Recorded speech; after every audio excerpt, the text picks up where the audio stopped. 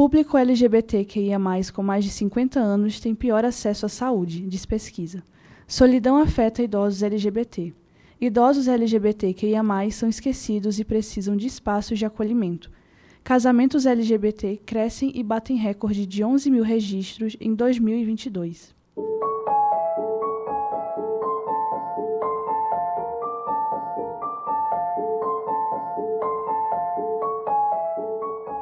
Pessoas idosas LGBTQIA+, o termo LGBTQIA+, significa lésbicas, gays, bissexuais, transexuais, queer, intersexo, assexuais e etc. Enfrentam desafios únicos em razão de questões como a discriminação e a falta de reconhecimento de suas identidades ao longo de suas vidas. Esses fatores impactam diretamente na saúde e bem-estar desse grupo. É importante abordar essas questões ao discutir a vida na terceira idade, pois saúde física e mudança de hábitos não são suficientes para garantir a longevidade.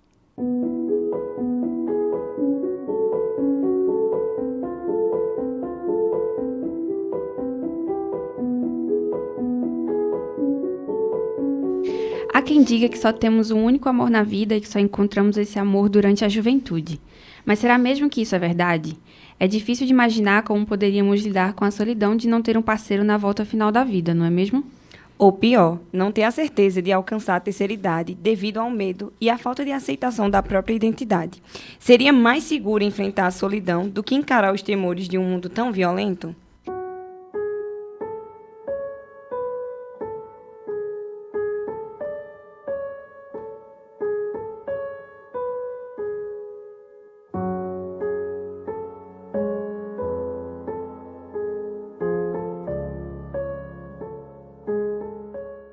Neste episódio, nós vamos discutir a solidão da terceira idade, enfocando questões de gênero e sexualidade.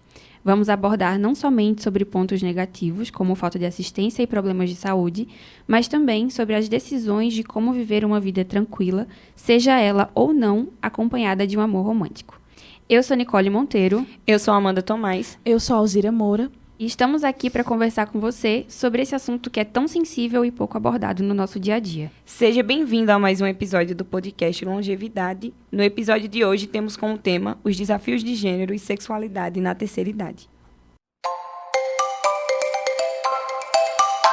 Você está ouvindo a partir de agora o podcast Longevidade, programa produzido e apresentado pelos alunos do curso de jornalismo da Universidade Estadual da Paraíba.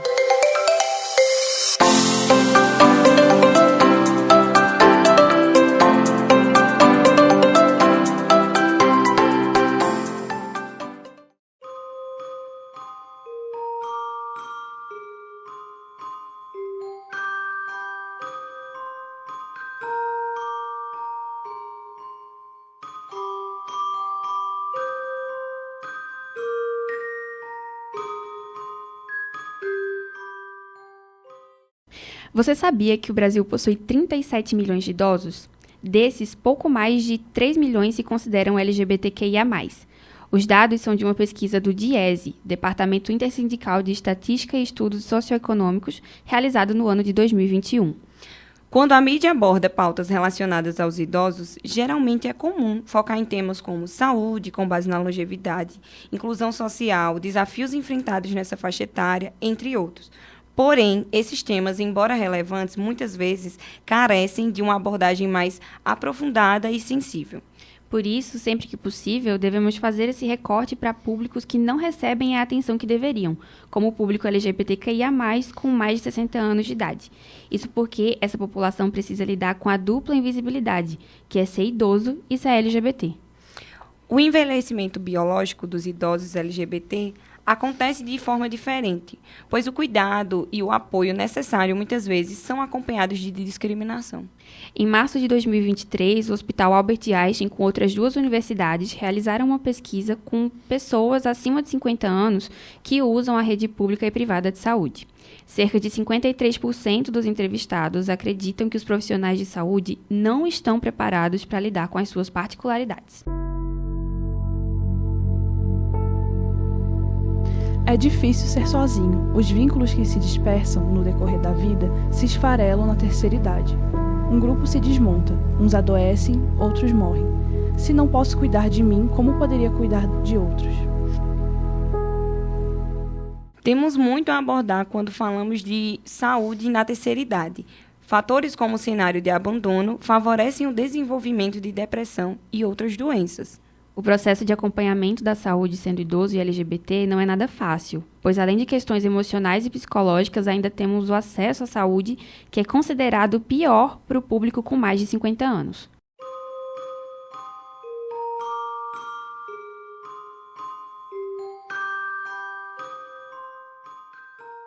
Muitos de nós sonhamos em encontrar nossa metade da laranja, alguém que nos completa e que nos ame para sempre. Mas quando se deparam com esse amor? Será que esse alguém precisa ser necessariamente um amor romântico? Algumas pessoas podem ter uma necessidade por intimidade, apoio emocional e um amor mais duradouro. E esse apoio emocional não precisa vir obrigatoriamente de um relacionamento amoroso. Algumas pessoas destinam o amor e o companheirismo de outras maneiras, para outras coisas e para outras pessoas. Pode ser um animal de estimação, um amigo de longa data, plantas, familiares, enfim. A lista pode ser extensa. São experiências muito individuais e variam de acordo com cada realidade. Maria Rosa e Rosa Maria, sim, não é engano, esses são os nomes delas, são casadas há 10 anos e carregam consigo a alegria de partilhar a vida, não apenas como um casal, mas como companheiras de trabalho na Casa da Cultura do município de Juazeirinho, interior da Paraíba. Rosa Maria se entendeu como uma mulher lésbica na vida adulta. Por ser criada num ambiente religioso, seu autoconhecimento foi adiado devido ao processo de estar inserida na igreja e lidar com comentários e posicionamentos que a reprovavam. Quando conheceu Maria Rosa, além das ofensas por conta da sua sexualidade, ainda enfrentaram o etarismo por conta da diferença de idade entre elas. Eu acho que um dos que a gente mais recebe hoje é a questão de ser duas mulheres e também nessa questão de idade, né? A gente tem uma diferença de quantos anos, amor? Eu tenho 51 hoje. Eu tenho 23, né? A diferença de idade, onde as pessoas perguntam se Rosa é minha mãe, eu bem simpática. Não é, jamais era minha mãe. Eu fico até com vergonha quando você responde de ver a cara das pessoas. Não, mas a verdade, eu acho que já sofremos muito preconceitos. Às vezes as pessoas mostram o preconceito delas até pelo olhar. E já passamos coisas muito difíceis, de palavras, de... Agressão física. Tudo isso aí já aconteceu, mas hoje a gente reage muito bem em relação a isso. A gente consegue ter um diálogo assim, mais aberto, porque é difícil, né? A gente dizer que não machuca, às vezes machuca, porém a gente, né, faz a egípcia. Mas o nosso principal conquista, agora eu vou voltar, foi nosso casamento. Sim, é verdade. A gente foi casar e assim, pra mim, a ficha nem tava caindo que eu marquei a maquiagem do casamento da gente 3 dias antes da gente casar.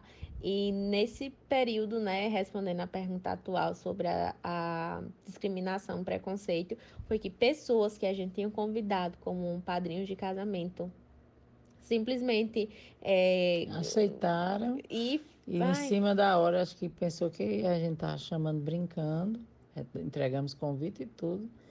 E depois disseram que não ia, assim, então foi bem pesado também pelas coisas que falou, assim, na nossa cara, na nossa presença, a pessoa lá falando um monte de coisa e a gente engolindo, né, véspera do casamento.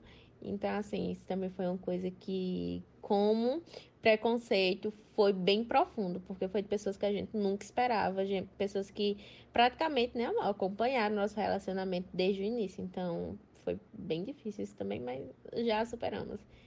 E daqui a 15 anos, Rosaura, responde. Daqui a 15 anos eu quero estar muito feliz com você, com uma família mais sólida, cuidando dos nossos filhos e vendo eles, educá-los para que eles não vivam num mundo assim. Porque eu vivo muito bem com minha condição, eu não acho que a minha opção de amar infira o mundo em nada. E acho que Deus tem nos abençoado por isso. Então eu quero ensinar meus filhos, nossos filhos, a respeitar qualquer escolha. A possibilidade de uniões estáveis e de casamento entre pessoas do mesmo sexo é um assunto que gera muita polêmica ainda nos dias de hoje. Em 2011, o Supremo Tribunal Federal reconheceu a união estável homossexual e atribuiu direito a estes casais. 2 anos depois, o Conselho Nacional de Justiça, CNJ, editou a resolução para conceder a liberação dos casamentos homoafetivos em cartórios. O número de casamento entre pessoas do mesmo sexo cresceu 20% em 2022 na comparação com 2021, 5 vezes o crescimento registrado entre as pessoas de sexo oposto.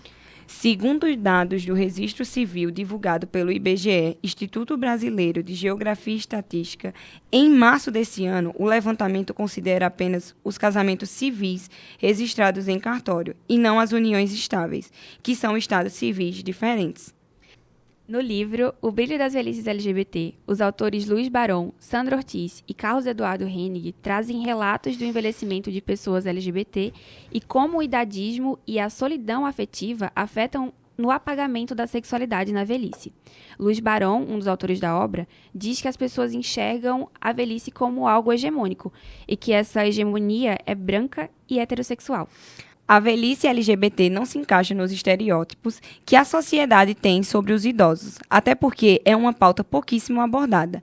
Esses idosos, quando chegam à terceira idade, precisam passar pelo reencontro com a sexualidade e a própria identidade, que custou uma vida inteira para que pudesse acontecer.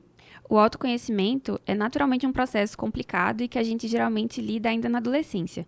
Mas quando acontece de forma tardia, tende a ser ainda mais porque foi um longo caminho até finalmente acontecer. Geralmente, a juventude dessas pessoas foi marcada por controle e repressão. Precisamos entender que a época em que cresceram fez com que elas sejam hoje rígidas com elas mesmas. O contato direto com os preconceitos, numa época de tantas descobertas como a juventude, faz com que a velhice se torne uma fase em que a pessoa não se permita viver como realmente gostaria.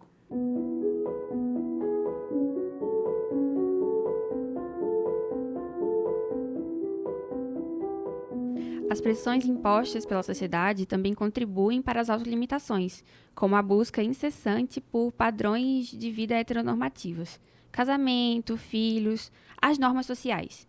Em muitos casos, esses padrões chegam a se concretizar na juventude por não conseguirem passar pela autoaceitação e chegar na fase de falar abertamente sobre a sua orientação sexual. Histórias como as das nossas rosas são frequentes, mas não são contadas. O medo de compartilhar relatos como esse faz com que percamos a chance de conhecer inúmeros casais com histórias de vidas inspiradoras. É muito importante que a gente entenda e contribua com relatos de pessoas como Maria Rosa e Rosa Maria. Elas são exemplo e dão abertura para que possamos falar mais de mais pessoas como elas. Além disso, também precisamos voltar a nossa atenção para instituições que servem como base de apoio para idosos LGBT. A ONG Eternamente Sou, criada em 2017 em São Paulo, é um espaço com o objetivo de acolher a população idosa LGBTQIAPN+, por meio de serviços e projetos. O intuito da organização é favorecer a inclusão social e o protagonismo dos idosos, amenizando os efeitos negativos do processo de envelhecer, principalmente o isolamento e a solidão. Além da assistência gratuita, a ONG também disponibiliza atividades como oficinas de canto e tem uma mão de obra 100% voluntária. Partindo aqui para Campina Grande, na Paraíba, o Espaço LGBT Luciano Bezerra, em Campina Grande, acolhe o público LGBTQIA+, e também oferece atendimento psicossocial e jurídico, incluindo a retificação do nome. A instituição surgiu no ano de 2018 com iniciativa do governo do estado e realiza seminários, cursos, oficinas de capacitação e campanhas educativas e parcerias com eventos do movimento LGBT. Além disso, o espaço também funciona como campo de estágio nas áreas de Direito, Psicologia e Serviço Social e tem parceria com o curso de enfermagem da Universidade Federal de Campina Grande e da Universidade Estadual da Paraíba. Se você ficou interessado e quer conhecer a instituição, ela fica localizada na Rua Dom Pedro I, número 558, no bairro São José, em Campina Grande. Nosso episódio vai ficando por aqui. Esperamos que a nossa conversa tenha sido proveitosa. Tchau, tchau!